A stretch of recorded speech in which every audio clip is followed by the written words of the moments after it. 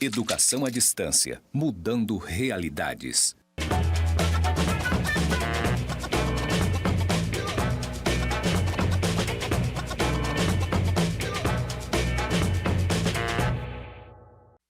Olá, seja bem-vindo, seja bem-vinda à unidade 3 da disciplina Língua Portuguesa, Oralidade, Leitura e Escrita do curso de Pedagogia AD do IFRO Campus Porto Velho, Zona Norte. Vocês devem se lembrar que na unidade 2 vocês estudaram sobre o ato de ler. E nesta unidade 3 vocês estudarão sobre as concepções, os processos envolvidos no ato de escrever, que tem toda a relação com a leitura, porque a gente escreve, a escrita é resultado daquilo que a gente vivenciou, daquilo que a gente experienciou, mas a escrita também é resultado das nossas leituras. Então, quando a gente vai escrever sobre determinado assunto, primeiro nós devemos ler muitos textos de diferentes autores, para quê? Para que nós possamos ter informações para escrever os nossos próprios textos. Então, eu inicio esta aula com uma citação do Durigan. Escrever não é apenas traduzir a fala em sinais gráficos, tá? Escrever não é representar em palavras os sons, não. A escrita é um ato complexo. É um ato que envolve leitura, é um ato que envolve planejamento, é um ato que envolve organização das ideias, organização das informações, tá? E novamente eu trago Durigan para dizer que a escrita tem normas próprias, tais como regras de ortografia, que evidentemente não é marcada na fala, claro. Por exemplo, quando eu vou escrever, eu uso a pontuação, um ponto final, uma vírgula, um ponto de vírgula, um ponto de interrogação, que nós não fazemos isso na fala. Na fala nós marcamos isso pela tonalidade. Então, o ato de escrever, ele é totalmente diferente do ato de falar, por exemplo, né? Então, essas marcações da escrita têm a ver com a pontuação, com a concordância, com o uso dos tempos verbais. Entretanto, a simples utilização de tais regras e de outros recursos da norma culta não garante o sucesso de um texto escrito. Isso significa o quê? Claro que é importante, quando a gente for escrever, a gente, dependendo do gênero, dependendo para quem este texto está direcionado, fazer uso, né, das regras existentes, né, na língua culta, na língua padrão. Mas conhecer essas regras não garante o sucesso do texto. Por quê? Porque o texto vai além, né, do uso da linguagem culta. Então, o Durigan ele diz exatamente isso. Não basta também saber que escrever é diferente de falar. É necessário preocupar-se com a constituição de um discurso. O texto ele é um discurso. E tem que ser um discurso coerente, um discurso coeso, tá? Entendido aqui como um ato de linguagem que representa uma interação entre o produtor do texto e o seu receptor. É por isso que sempre que eu for escrever, e isso de novo, tá? É um ensinamento para você enquanto aluno de pedagogia e um ensinamento também para você que será futuro professor. Sempre que você for escrever ou sempre que você for solicitar que seu aluno produza um texto, é preciso pensar em quem será o receptor desse texto. Ah, mas eu não tenho como saber quem vai ler esse texto. Tem sim. É claro que a gente não tem como controlar os leitores, mas a gente pensa em alguns leitores. Ah, isso aqui, eu estou escrevendo um bilhete para minha mãe. Então, a sua mãe, né, é a possível leitora desse texto. Então, se é para sua mãe, qual é a linguagem mais adequada para falar com a sua mãe? Ah, eu estou escrevendo um e-mail para minha amiga, que eu não vejo há muito tempo, resolvi mandar um e-mail para ela. Bom, o seu interlocutor, o seu receptor é a sua amiga. Que linguagem seria mais adequada para falar com a sua amiga? Né? Então, seria uma linguagem, por exemplo, mais informal, mais subjetiva. Agora, pense, se o e-mail vai ser, por exemplo, para o seu chefe. É o mesmo gênero, ou seja, um e-mail. Mas como mudou o receptor, vai mudar, por exemplo, a linguagem. Enquanto um e-mail para um amigo é uma linguagem mais subjetiva, mais informal, né? Mais repleta de emoções, por exemplo, um e-mail para um chefe, não. É uma linguagem, deve ser uma linguagem formal, uma linguagem objetiva. Então, pensar, né, no receptor é fundamental para a boa escrita de um texto. Além disso, é preciso ter em mente a figura do interlocutor e a finalidade para a qual o texto foi produzido.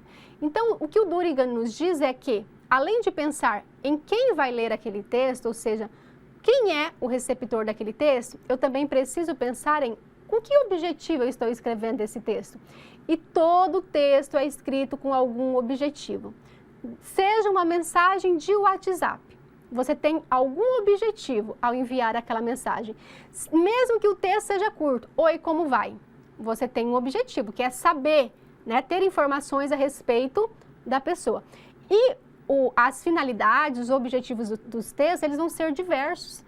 Né? Você pode escrever um texto com o objetivo de informar, você pode escrever um texto com o objetivo de narrar, você pode escrever um texto com o objetivo de obter informações. Então, dependendo do objetivo, você vai escolher o gênero textual mais adequado. Mas sobre os gêneros textuais, nós falaremos apenas na unidade 4, tá? Então, ao produzir um texto, é preciso pensar nas seguintes condições. Lembra que eu disse no início que escrever é um ato complexo, que deve ser planejado.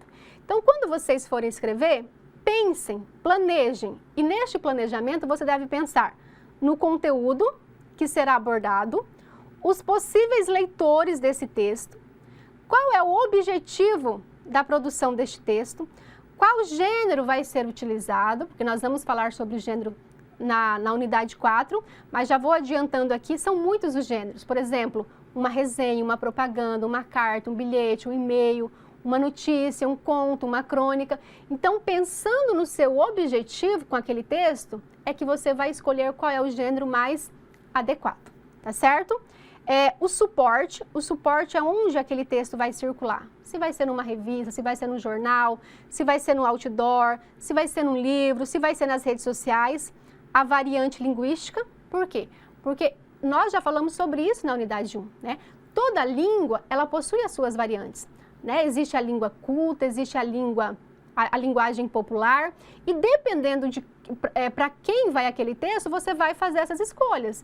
Um texto que vai para um amigo, para um familiar, né? Não tem problema você utilizar a linguagem, por exemplo, mais informal. Agora, um texto, né, que vai ter como objetivo apresentar uma informação num congresso, em qualquer evento científico, na escola, então aí você deve escolher, por exemplo, a linguagem culta. Então, o tom também, né? Naquele texto, você vai usar, por exemplo, um tom mais crítico, um tom mais irônico, um tom engraçado ou outros. É isso que nos ensina o Marcuse, tá? Então, o ato de escrever, segundo o Arco Verde, envolve 4 etapas. Quais são essas 4 etapas? Começa com planejamento. Gente, não é possível escrever bem sem planejar. O que eu vou fazer nessa etapa do planejamento? Eu vou selecionar o conteúdo abordado, né? Vou escolher o conteúdo, o assunto, o tema, selecionar as informações, porque a respeito de um assunto existem várias informações. Mas não é possível inserir todas as informações em um texto, por maior que seja um texto. Então, eu faço o quê? Eu faço um recorte das informações. Eu seleciono as informações que eu quero utilizar. Depois, ainda na fase do planejamento, eu defino os possíveis leitores. Lembrando que a definição dos leitores é fundamental, porque quando eu defino os leitores, eu defino qual é a variante linguística que eu vou utilizar, se é uma linguagem culta, se é uma linguagem mais informal, tá? O objetivo, qual é o objetivo desse texto? Por que eu estou escrevendo esse texto? Definindo o objetivo, eu vou definir o gênero, se aquele texto vai ser, por exemplo, do gênero autobiografia. Vamos pensar na atividade que vocês estão fazendo aí, né, da minha disciplina, que foi a autobiografia. Qual era o objetivo desse texto? Era falar sobre a vida de vocês, contar, narrar fatos da sua vida. Se o objetivo é narrar fatos da vida, qual é o gênero que deveria ser escolhido? A autobiografia. Agora vamos pensar que o objetivo seja narrar, contar fatos da vida de uma outra pessoa, de uma celebridade, por exemplo. Aí não seria mais o gênero autobiografia, e sim o gênero biografia. Vamos pensar aí que vocês vão fazer uma visita técnica e vocês terão como objetivo relatar o que aconteceu nessa visita técnica. Então aí o gênero adequado seria o relatório. Então, a partir do gênero, a partir do objetivo, eu escolho o gênero mais adequado. E o suporte, ou seja, onde este texto vai circular? Vai ser no outdoor, vai ser no mural, porque nas escolas os textos circulam muito nos murais, né? Das escolas, nos varais, né? Alguns professores fazem varais também, aqueles textos circulam por lá. O importante é que o texto circule, porque o texto foi feito para ser lido. Depois também, a textualidade. O que é a textualidade? Significa que esse meu texto, ele tem que ter coerência, ou seja, ele tem que ter sentido. O texto, ele é composto de várias partes, mas essas partes, elas têm que ter relação entre si, né? A coesão, ou seja, eu tenho que utilizar aqueles elementos que vão ligar uma frase a outra, uma ideia a outra. A intencionalidade, né? Com que intenção eu estou escrevendo esse texto? A aceitabilidade, aquilo que eu estou escrevendo tem que ser aceito por aquele grupo. Para ser aceito tem que ter coerência, tem que ter argumentos lógicos. A situacionalidade, porque todo texto ele é escrito em determinada época, determinada situação, né?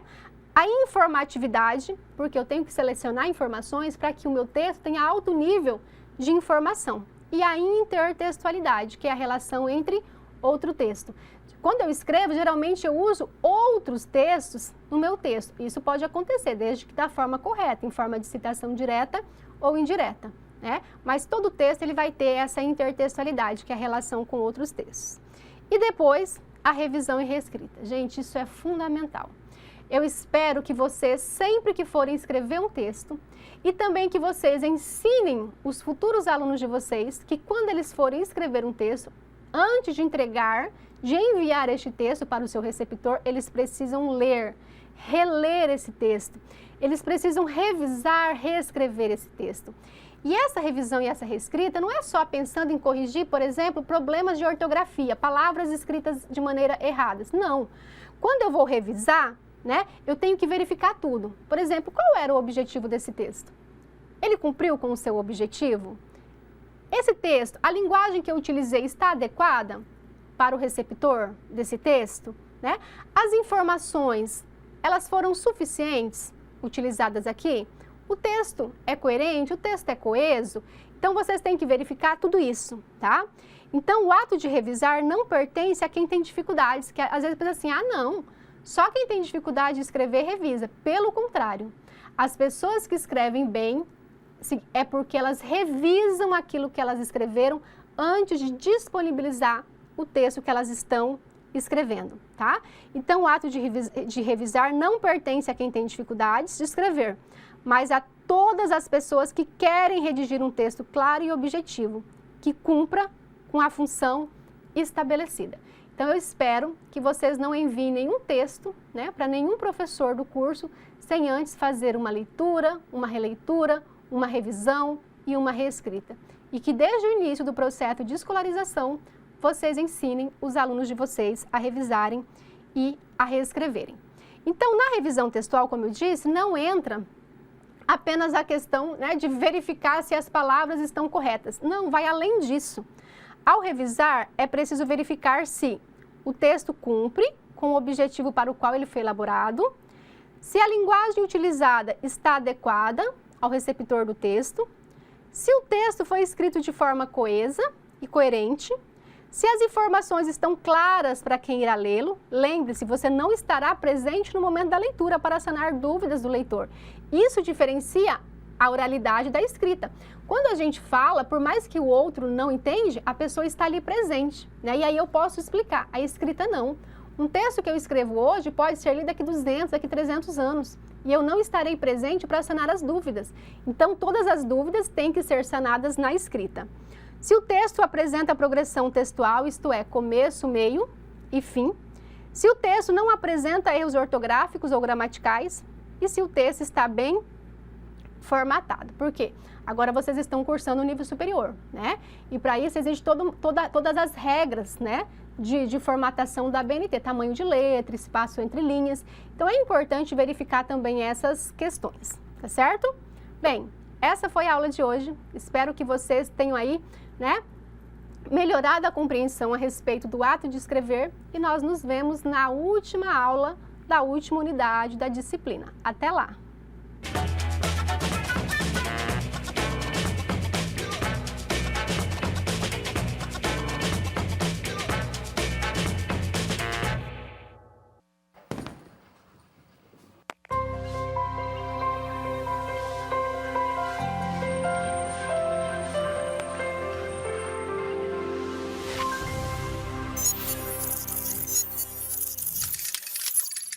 Educação à distância, mudando realidades.